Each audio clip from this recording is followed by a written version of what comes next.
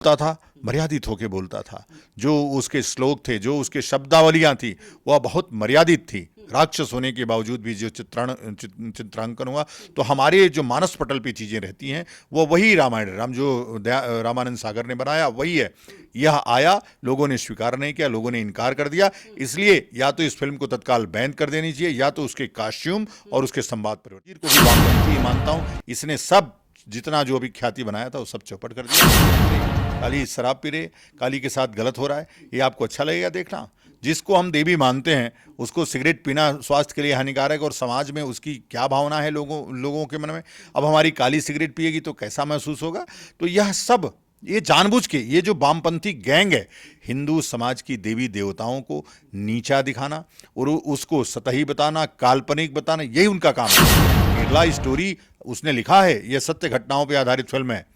इस फिल्मों में लिखा जाता है काल्पनिक घटनाओं पर आधारित फिल्म है, उसने लिखा है सत्य घटना पर आधारित फिल्म है। और उसके बाद आपने देखा कि 30-40 लड़कियां सामने निकल के आई कि मेरे साथ ही घटना हुई है जो केरला में। और वर्तमान समय में रह के इस आदिपुरुष और रामचरितमानस को लेकर के जिस तरीके का डायलॉग और उसके चित्रण और उसके अलग अलग भाव भंगिमाओं पे जो विचार रखे गए हैं, जिससे लोगों में उत्तेजना है, सीधे आनंद स्वरूप महाराज जी से ही समझने की कोशिश करते हैं, गुरु जी से ही जानने की कोशिश कर। गुरु जी बहुत बहुत स्वागत है। धन्यवाद। गुरु जी, जिस तरीके से रामानंद सागर ने रामचरितमानस के आधार पर जो रामायण बनाई और जो उसमें पाठ्यक्रम रखा गया, जो उसमें कलाकार आए, और आज की आदि पुरुष में क्या कुछ अंतर है? क्यों बवाल मचा हुआ है? नहीं, आज का आदि पुरुष, एक तो आदि पुरुष शब्द ही हमारे जो वो था वो किसी के पल्ले नहीं पड़ा। तो जो आज का जो ये आदि पुरुष वाला फिल्म है, जो फिल्मांकन है भगवान राम को नीचा दिखाने, उनको छोटा करने, उनके चरित्र को खराब दिखाने, इसके लिए किया गया है।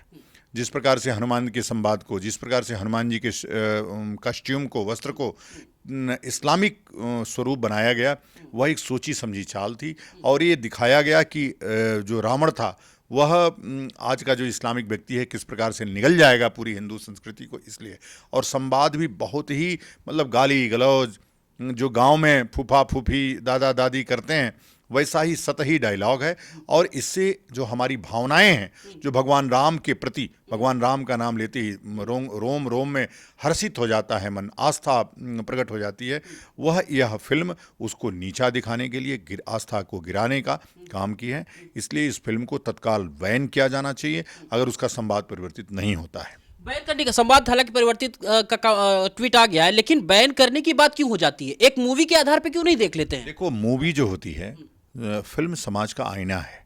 उससे देख करके तमाम लोग प्रेरित होते हैं और तमाम तरह की प्रेरणाएं लेते हैं। कोई चोर बनता है, कोई डाकू बनता है, कुछ भी वो फिल्म देखता है, बाहर निकलता है, उसका मन मस्तिष्क उसी फिल्म में रहता है कई दिन तक।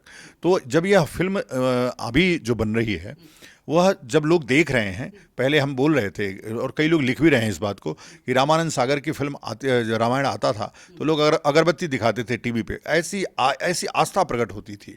और लेकिन यह फिल्म देख करके लोगों में ऐसी निराशा और ऐसी नफरत इन कलाकारों के प्रति हुई है कि आप कह नहीं सकते। तो मेरा कहना है कि समाज अगर आईना है तो अच्छी फिल्में दिखाइए। और वो दौर नहीं है आप कि आप कुछ भी दिखाएंगे और हम देखेंगे। अब वो दौर है जो हम चाहेंगे वही आप दिखाएंगे। हमारी आस्था को आप ठेस नहीं पहुंचा सकते। जब आप चाहेंगे हमको रौंद देंगे। अब वो जमाना गया, जो बॉलीवुड माने इस्लामिक वुड था वो अब हिंदू वुड हो गया है। अब जब भी हिंदू विरोधी आप फिल्म बनाएंगे वो फ्लॉप होगी, वो चलने नहीं देंगे। आपने देखा इस 500 करोड़ की फिल्म 45 करोड़ भी आया है, 100 करोड़ तक जाते जाते दम तोड़ देगी। 400 स्क्रीन पे दिखाया जा रहा है, कम बात है।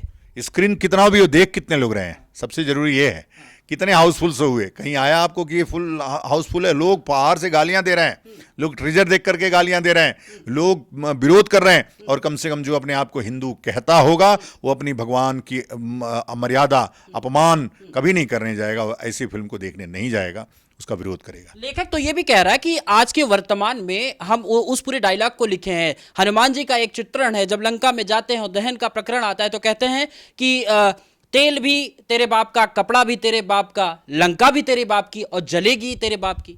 वही कह रहा हूं ना कि अब इस तरह की शब्दावली भगवान हनुमान से तो हम अपेक्षा नहीं कर सकते हैं। तो वही हम जो हमारे देवता थे वो देववाणी बोलते हैं, देवता की वाणी जो आत्मा को तृप्त कर दे। रावण भी बोलता था, मर्यादित होके बोलता था। जो उसके श्लोक थे, जो उसके शब्दावलियां थी, वह बहुत मर्यादित थी। राक्षस होने के बावजूद भी जो चित्रांकन हुआ, तो हमारे जो मानस पटल पे चीज़ें रहती हैं वो वही रामायण जो रामानंद सागर ने बनाया वही है। यह आया, लोगों ने स्वीकार नहीं किया, लोगों ने इनकार कर दिया, इसलिए या तो इस फिल्म को तत्काल बैन कर देनी चाहिए या तो उसके कॉस्ट्यूम और उसके संवाद परिवर्तित कर देने चाहिए। गुरुदेव, एक चीज और है कि एक टीवी चैनल में इंटरव्यू के दौरान मुंतशिर कहते हैं कि रामायण एक थी वाल्मीकि, हमें तुलसीदास जी ने क्यों लिखा, फिर अन्य अन्य भाषाओं में क्यों लिखी गई?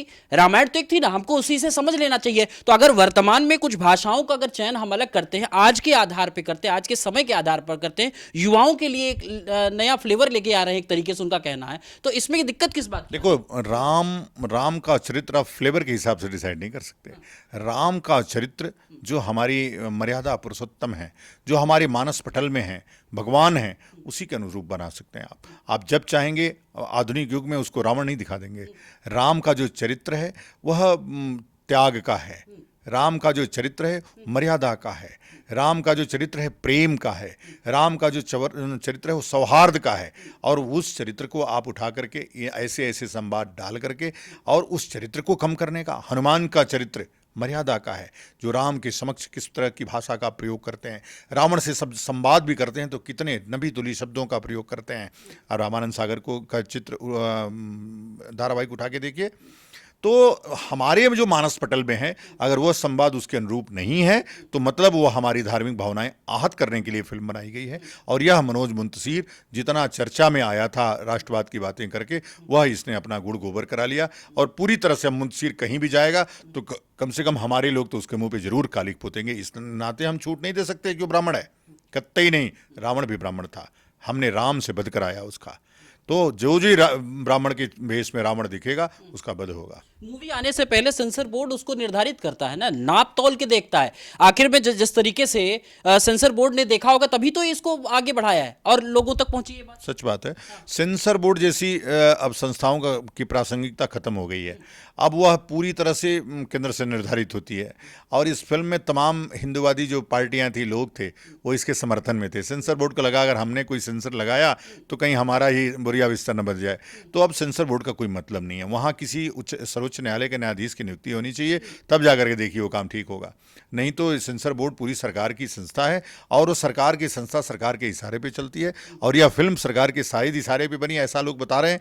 तो अगर सरकार के इशारे पे बनी थी तो सेंसर बोर्ड की हिम्मत पड़ती तो सेंसर बोर्ड का तो नाम ही लो। अभी तो वो बोर्ड कोई मतलब नहीं है उसका, वो तो फिर वो पैसा वाला बोर्ड हो गया। केरला स्टोरी बनती है, द कश्मीर फाइल बनती है और अभी 72 हूरे बनी, इनका प्रचार प्रसार बढ़ जाता है। कुछ फिल्मों को सरकार टैक्स फ्री कर देती है और जब इस तरीके की फिल्म आ रही है तो इस पे विरोध क्यों?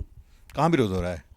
बहुत सारे लोग आदि पुरुष का ना, तो आदि पुरुष में हमारे चरित्र जो हमारे भगवान हैं उनको आप गाली सुना रहे हैं, उनके मुंह से गाली दिलवा रहे हैं। तो उनके मुंह से गाली कोई सुन नहीं सकता है। ये जानबूझ के ऐसे चरित्र और ऐसे पात्र, ऐसे संवाद आप गढ़े, अब किसका षड्यंत्र है इसको? अब ये सोचना पड़ेगा और इसकी जांच का विषय है।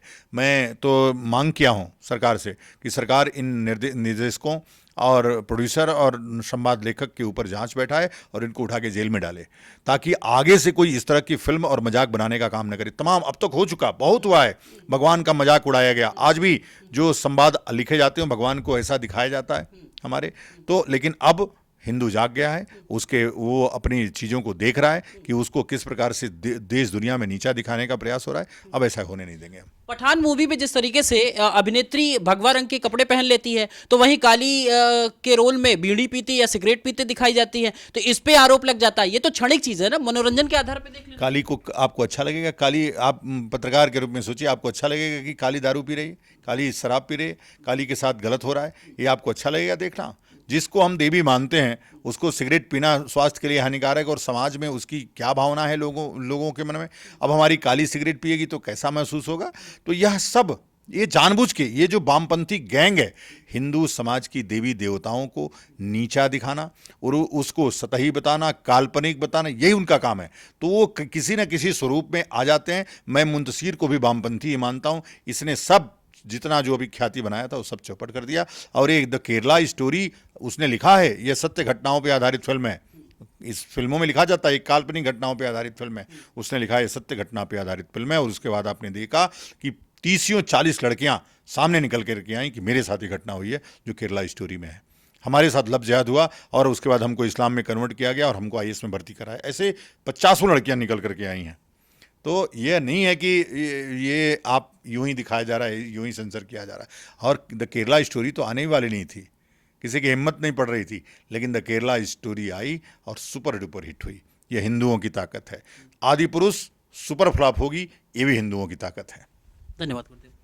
कुल मिलाकर के आदि पुरुष पर हमने धार्मिक चर्चाओं को के आधार पर इसको समझने की कोशिश की, आखिर में भगवान श्री राम को मर्यादा पुरुषोत्तम कहा गया, और मनोज मुंतशिर जिस तरीके से इसको आदि पुरुष बताने की बात कही है और जिस तरीके से चित्रांकन किया है, जिस तरीके से उन्होंने डायलॉग्स लिखे हैं, उसमें अब एक नई अपडेट है कि परिवर्तन करने की बात उन्होंने कह दी है। और भी क्या कुछ अपडेट होंगे, इसको लगातार हम आपके सामने लाते रहेंगे। बहरहाल इस वीडियो को आप देखते हुए कमेंट जरूर करें और साथ साथ शेयर करें और अपने अनुभव साझा अपने दोस्तों के साथ करें। कैमरा सहयोगी सोमनाथ सिंह के साथ Ashish Tiwari, the front news, new Delhi.